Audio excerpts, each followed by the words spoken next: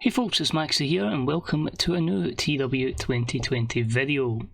Now this, as we all know, is not really a series, but kinda might be.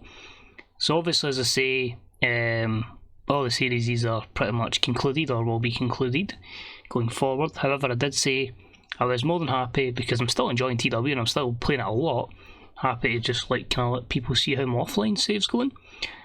Videos won't be in any particular schedule, it'll just be when and whenever I book certain events.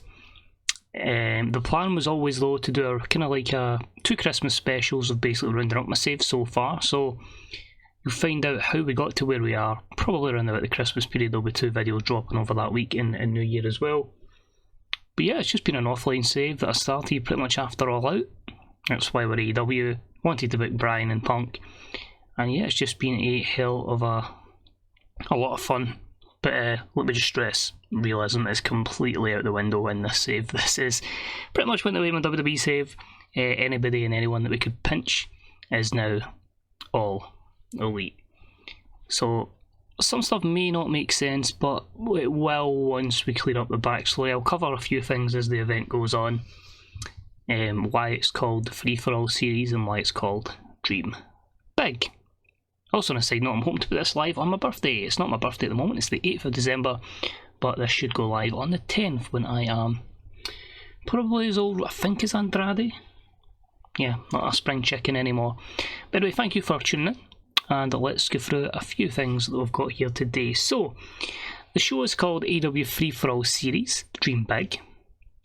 It's me dreaming to try and get that elusive 100 rating. The few things I'm looking for is the achievements that we'll start to get. So the 100 rating for a match, for the show, and for 100,000 crowd. My last show was close to getting 100,000. It should have, but it had a lack of big names. I did make it an all-women's event. So by making this free, hence the Free For All series, this should surpass over 100,000 people in attendance. We usually should be at about 60,000 when it is normal pricing. But it's just trying out a few things to try and get the 90,000 and 100,000 capacity achievements. I could have done them with a historical mod, but I just felt like doing it present day. It's pretty cool, and as I say, I want to get to like 20, 30 or something. Have like the likes of Dante Martin and Sammy Guevara as the main people. So I've opted here for the music to be set as a major band, a B-list celebrity, and 500k on the special set. Obviously we're not making gate receipts. However, we will make money because this is on AEW Plus. If you're not in the US, basically if you're in the UK, etc. That's how you watch AEW decently, because ITV is terrible. So I just expanded the network month after month after month to the stage that it's absolutely massive and we make so much money from it. But yeah, it's just an internet commercial. It's a bit easy, but hell, as I said, offline save. So without further ado, I'll not go through the match card, we'll just go through match by match. I'll give a wee backstory, and we'll see how AEW Free For All series Dream Big goes down. Let's do it. So here we are. We are at the Beaver Stadium, and we have done it. Over 100,000 in attendance, 103,260 fans, not paying a single penny for this sensational show. Before we go further into it, I do want to stress that the next event is Blood and Guts for my April event. I think that is pay-per-view. I don't know, I kind of rotate what's pay-per-view and what's just a network exclusive effectively. So we're heading towards that. But yeah, so a few things were mentioned in this particular segment. We have the champion, which is Hangman Adam Page. It took me a long time to get him onto the belt.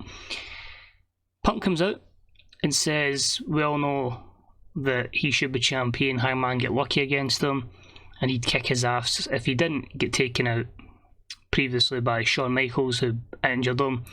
He wants to show that he's the best in the world and there's no one on this planet in any company that's on his level. Hence the debuting Shinsuke Nakamura, who says he's made his money, he's here to make money and be the best in the world. The King of Strong Style has arrived in AEW, and it's basically to allow me to go Punk versus Shinsuke at Blood and Guts. 100 segments, so there we go. I just need a good main event and we're sorted. But I was hoping a segment like this would boost up Nakamura's overness to start with, because I think it's mid-70s, and Hangman as well benefiting from a rub off of CM Punk.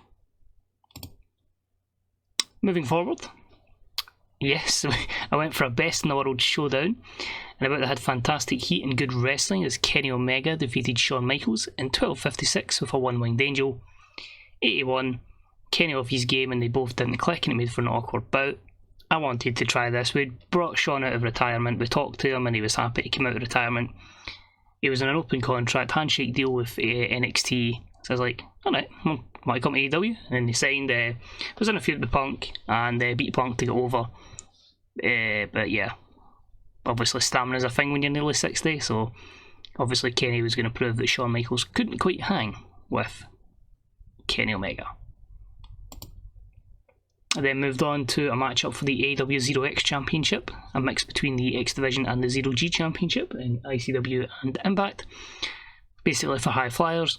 In a decent matchup, we saw Ricochet defeat Shane Strickland, Dragon Lee and Pac in a ladder match in 14:40. When Ricochet retrieved the item, he becomes a new Zero X champion. So actually debuted the belt in August. Pac was champion, Pac's been champion since. Pac had to be protected here. Pac I want to push a lot further than this division, so that is why the rating's only 69, because he had to be kept strong here. But happy to go with Ricochet, so many opponents for him, and as I say, Pac will be kind of ascending to main event level. We then had the AEW Women's Tag Team Championships on the line. About had a decent reaction from the crowd, but subpar wrestling. TJ defeated Ronda Rousey and Shayna Baszler at 11:40 when Tay Conti pinned Shayna with a surprise cradle. The most devastating move in sports entertainment, according to Simon Miller. TJ won the AEW Women's World Tag Team Championships, a 56 here storytelling matchup. Basically, we had Ronda, Shayna, Jessamine and Marina Shafir attacking Anna Jay. Tay Conti come back from her pregnancy. She had maternity leave, pregnancy, and that was her returning. I do want to put kind of Ronda and Shayna a bit higher than this division, because I feel like I've got like the inspiration and lots of Joshies that need to get over on this, so I'm going to kind of give them the kind of tag titles to fight over. Ronda can go towards the TBS Championship or even the Women's World Championship. We have a very, very stacked women's division. A lot aren't very over, that's something I'm working on, but everyone is on handshake deals.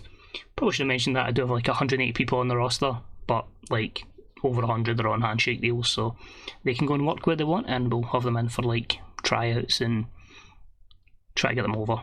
So new champs. Celebration for them for Anna Jay and Tay Conti. It's a 53.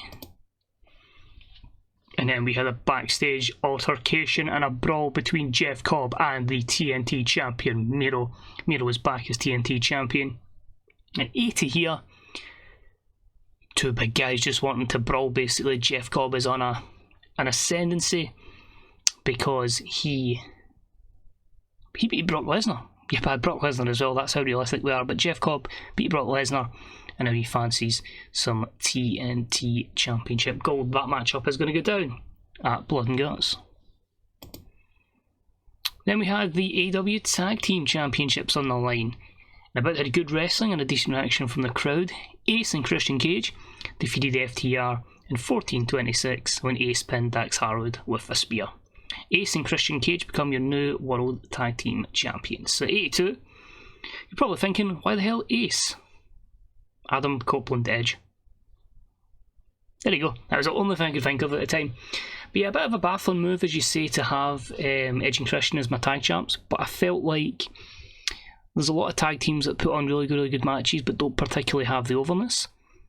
Christian's been struggling with overness, but I feel like if I can put them in programs and segments with Edge and Christian, especially like promos, if the entertainment segment is the rating is what's used, I'm sure the Edge can help elevate Christian and whoever he's up against. So like Dax Harwood and Cash Wheeler would benefit from this program. And then looking further afield, when it's the likes of Top Flight, Varsity Blondes and all this kind of stuff, these kind of younger tag teams could also learn a little bit in the ring, might gain some psychology points as well. So really hoping that, you know, it's more of a kind of like player coach role, the reason why Edge was brought in as well. But A2 is still solid, and after it FTR are raging. Then that is a 68. They vow to get the tag team championships back. Then had some women's action. We had the TBS champion Toni Storm in action with the former TBS champion Jamie Hayter, who is now full on over babyface, as you can see with the in-ring performance. Decent matchup. Jamie Hayter and Toni Storm defeated Hikaru Shida and Saru in 13:55 when Storm pinned Shida. 71, sensational. I'm going to be honest, my Joshi knowledge is next to non-existent. Didn't even know that those two used to be a tag team, so when I brought her in, because I can't even mind what video it was. It was a What Culture video anyway. I'm not going to lie and say like, my independent knowledge is great. It's terrible. Literally, I'm exposed to others in AEW or WWE. That's pretty much about it. So, learning that she was really, really good for, as I say, TW is effectively my learning hub as well. So, getting to see how good she was, delighted to bring her in. And as I say, these two are just tremendous. They're so good. We then had an 8-man tag. A decent matchup that saw Jon Moxley, Eddie Kingston, and Proud and Powerful defeat the Dark Order in 14:25 when Eddie Kingston pinned Alex Reynolds with a blackout, following interference and a turn from Brian Pillman Jr. Match itself gets a 70. Reynolds and Silver are former tag team champions. For some reason I just can't get Stu and Evil Uno over, but Mox and Kingston do the job alongside, basically the faction was Kingston and Proud and Powerful. Moxley's took a liking to Brian Pillman Jr. because obviously Cincinnati. The plan, if all goes to plan, I'm going to base Kingston's gimmick on Kingpin from Spider-Man. And he is going to be the king, basically, that's it. And he's going to give out orders and all that kind of stuff. But we'll turn a family legacy to a loose cannon. And adequate, which is good. And turn was a complete success. Perfect. There was another inspired by comic book lore gimmick. No longer with the company. But after watching the episode of Dark Side of the Ring on Chris Canyon, I decided to transform Brian Cage into a Mortal Kombat character, someone obviously which, was it Morris? I think it was, whatever character it was, I can't remember, it's like Leighton, whatever character that Canyon was, so I had a look which one kind of looked more like the frame of Brian Cage. I couldn't remember the actual Mortal Kombat character's name, but then I got it turned out like Cajun when I meshed it together with his name, and I had James Mitchell as his manager. I couldn't get him over, which is a shame, but it was a nice idea. As I say, Cage would have been paying tribute to Canyon, which was quite cool. And afterwards we got a promo, again, just say they four are aligned, and hoping to get some of the entertainment skill from Kingston and Moxley onto Santana and Ortiz. Moving along then, I had a special trios match, and it was about that had some great wrestling, good heat, as Cody Rhodes and the Young Bucks defeated AJ Styles, Sting and Darby Allin at 13:57 when Cody Rhodes pinned Sting. Just a 78 here. It was kind of throwing it together at the last minute, but Cody had the penalty of being in a slump for over a year. I basically ran a long tournament, which kind of turned him heel because the final was him versus Adam Cole. And as I say, I'll elaborate on the full Owen tournament in the roundup videos. But basically, him getting the win over his idol, Sting, was kind of the premise for this. AJ's not long debuted, but obviously there's a lot of history between him and the Bucks. We then have a backstage situation where Sammy Guevara gives Britt Baker some flowers and a kiss. 82. So the big thing that changed in the game was, and I try and stress this as quickly as I can because it's going to be major in programs going forward, Britt Baker cheated on Adam Cole with Sammy Guevara. I wanted to dive right into Adam Cole versus Guevara, but Adam Cole's in big plans at the moment. But that feud is going to be like the tail end of 2023. It's just going to be Adam Cole, Sammy Guevara, and Britt being a she-devil, effectively, as JR would call them. But 82. Britt is then in action, as she is teaming alongside Mercedes Varnado and Serena Deeb. But we have had some good wrestling and a decent reaction from the crowd as Chris Statlander, the Women's Champion Thunder Rosa, and Becky Quinn pick up the win over Mercedes, Britt and Serena, when Becky submitted Serena. Becky takes the win here because she needs some momentum. She was chilly. She worked a program with Chris Statlander, getting her over through some promises, so I felt like it was time for her to pick up the win. But you can see that everyone with a performance inside the 70s Barca arena, so a lot of them have elevated their game. Admittedly, Becky and Mercedes have helped elevate them greatly. That's most of the reason why they were brought in. They're fantastic wrestlers, no doubt, but the over and the spike they gave Britt at the start, and then Thunder Rosa, and now on to Chris, it's really allowing everyone to get to that level, and I do hope one day we can get that 100 rated women's matchup. Then we had the big matchup, the debuting Tyler Black previously assaulting Adam Cole after the Owen. It was about superb wrestling and great heat. Tyler Black defeats Adam Cole in 28-28, illegally using the ropes for leverage. 80. It's a bit annoying that an 88 and an 84 gives only an 80. Is there any particular reason for this? Just inconsistency. That's what it is, but as I say, we had to obviously give him the win straight off the bat. But he's obviously aligned himself with Akam, Razar, and Buddy Matthews. Sound familiar? Let's try and go with it again. Buddy Matthews' story's been interesting so far. Was in as Matt Silva, was part of the House of Black with Aleister Black. Aleister Black just basically annihilated him, exiling him from the group, and he's been reborn as Buddy Matthews. But anyway, they try and attack Adam Cole, and the save comes from the Honorera of Roderick Strong and Kyle O'Reilly. Could the latter be one that is due to appear in AEW? That remains to be seen. There's one missing. He's signed. He's a heel. Blood and Guts is coming soon. You get where that feud's going. 65. MJF cuts some words on Bryan Danielson. He says he's beat him before, he's going to beat him again, and he's going to be the number one contender to face Hangman for the belt. 86. The matchup itself was exceptional, as MJF defeated Bryan Danielson in 39-29 by pinfall after using a foreign object. 85 and 92 for Bryan and 89 for MJF, and that's going to give us MJF v Hangman down the line. And to finish the show, Hangman and MJF, a heated confrontation. The challenger's up in the champion's face as we get ready for Blood and Guts, and Hangman versus MJF. So we don't get the 100% matchup, we only get an 85.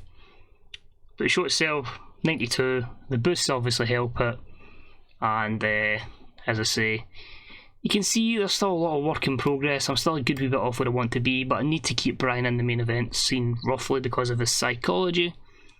But yeah, Hangman MJF at Blood and Guts, and a few other things booked in there. We're certainly in an alright position, I'd say. But good to get at least 100,000 achievement ticked off the list. I'm just going to see how we've done financially. Hopefully this doesn't take too long. We are, as I say, in April 2023. The save started September. So I think it was the August mod of Chronicles for August 2021, but I just moved it to to September, and obviously just took it because Punk and Bryan had like a delay of signing. It's like, here, we're closing the company now, let's make this happen. There we go. See how much money I made. So there we go, 103,000 fans, perfect. Tommy Dreamer re-signing. AAA Penta. I just need to check that, because if they try and give him written exclusive, then we need to act on that handshake. That's fine. So you can just stay on the deal he's on. That's perfectly fine. And a WWE contract for Desmond Troy. Alright. Sonny Dinza, that's fine. So other things we'll have a wee quick look at, looking at saying Killer Cross as well, as WWE contracts up. The 5-minute deal for Jade Cargill. Desmond Troy's Denzel Danger on it. Fair enough. Leo Rush's dislocated shoulder. Great. Jeff Cobb doesn't connect with the fans. Don't say that, Kenny. And we get 25.16 TV. So that's such our biggest crowd ever. And we get an extra talent point for 50 successful shows. So I'll give you an idea. Financially, 22 million. But if you look at media, you can see I've just properly invested every bit of money into our network. As I say, that was the first month I didn't particularly put too much in, and I did, and we still lost like 21 million in miscellaneous and tax. But yeah, it's honestly such a fun save. Just the roster's amazing. You can see there 182 workers, 9 injured. What we're trying to do, Lance Storm's our road agent, but we're heading towards Blood and Guts 3. And there we go, injuries, quite a few. Alex Zane, Ashley Sabera, CM Punk, Flamita, Josh Alexander, Machine Gun, Kimber Lee, Leo Rush in 21 days, Ray Phoenix is out for another 9 months still, and another 13 days for Wheeler Yuta.